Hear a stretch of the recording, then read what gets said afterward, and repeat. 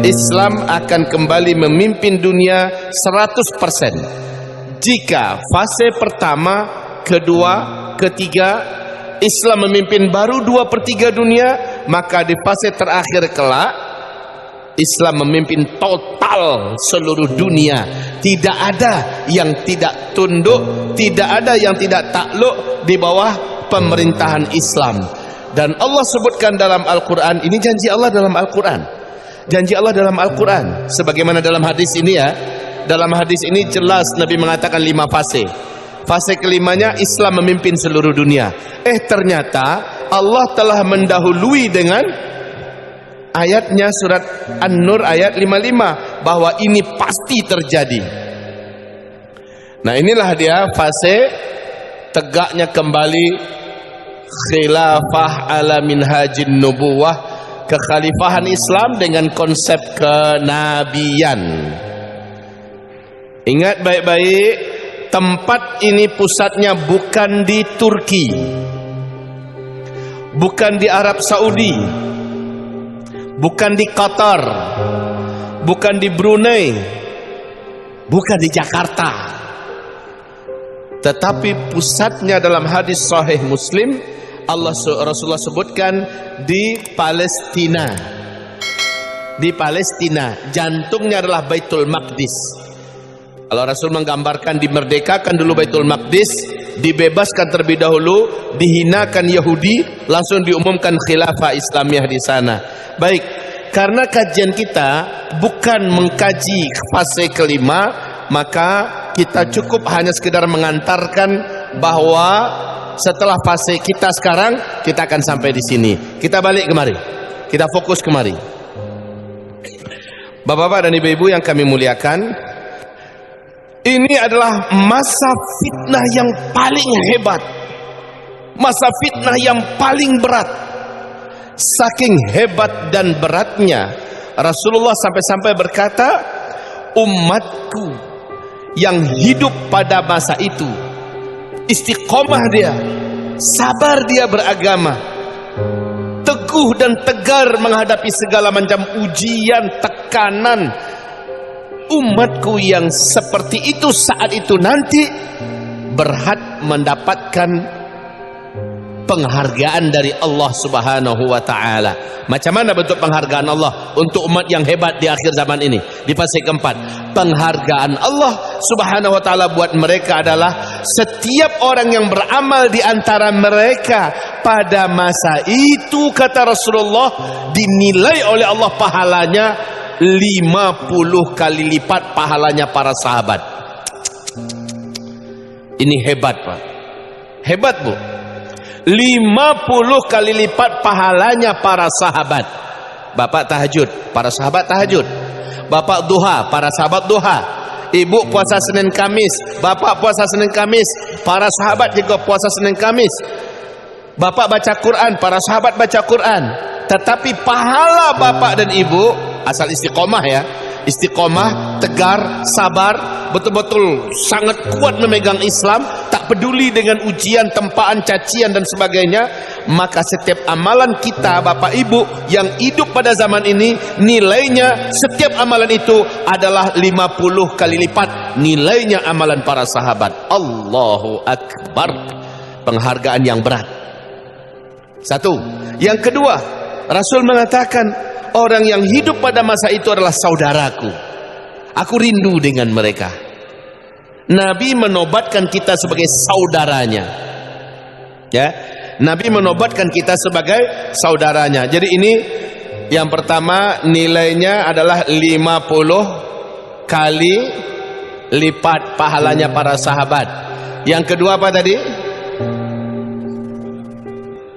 Saudara yang dirindukan, saudara Nabi Muhammad sallallahu alaihi wasallam yang beliau rindukan, Nabi Muhammad sallallahu alaihi wasallam yang beliau rindukan.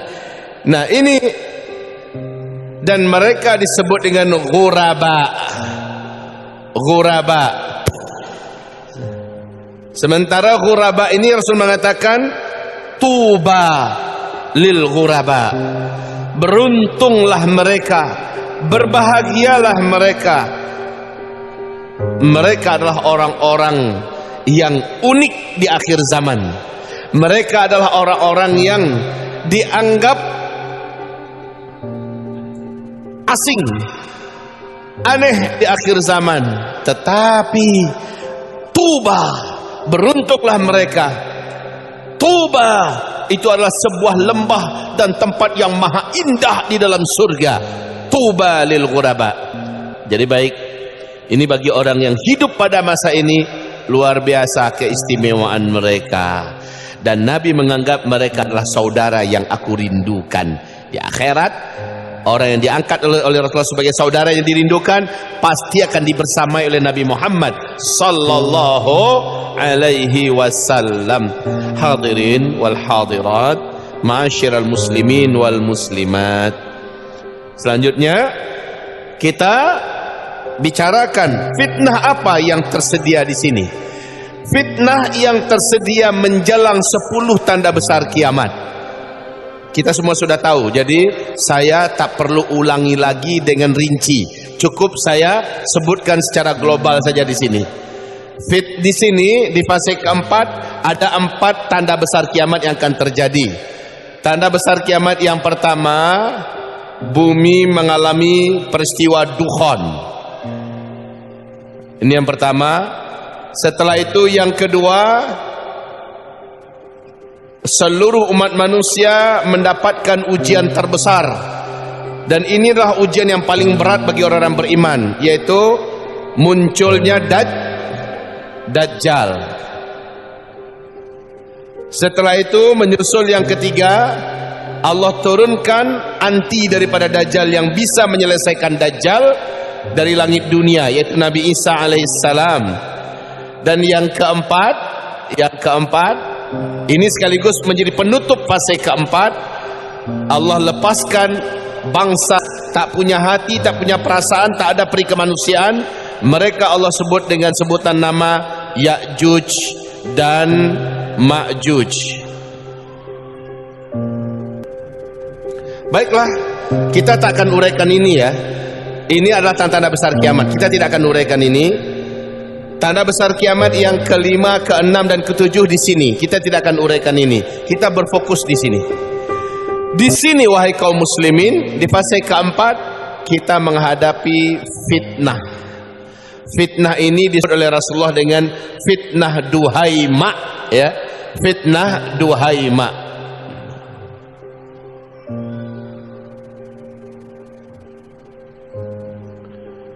Fitnah duhaima. Duhaima ini artinya apa? Lipatan malam yang kelam. Lipatan malam yang kelam, yang gelap. Jadi malam itu berlapis-lapis. Makin bertambah waktu, makin tambah gelap malamnya. Ya, dari sejak Isya, terus jam 9, jam 10, jam 11, jam 12, jam 1, jam 2, dan seterusnya. Makin bertambah gelap, makin bertambah pekat, makin bertambah berat. Jadi fitnah duhaima ini jangan kita berpikir makin lama makin ringan, tapi makin berat. Ini disebut dengan fitnah duhaima, adalah fitnah kegelapan malam yang sangat pekat, berlapis-lapis. Nah, ini adalah fitnah duhaima secara fisik ya. Secara fisik.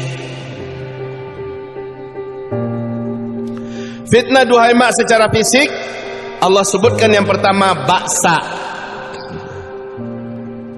Ba'sa, ini setelah runtuhnya khilafah Islamiyah, kita akan mengalami ba'sa. Dan ba'sa ini syarat wajib yang akan terjadi pada kita.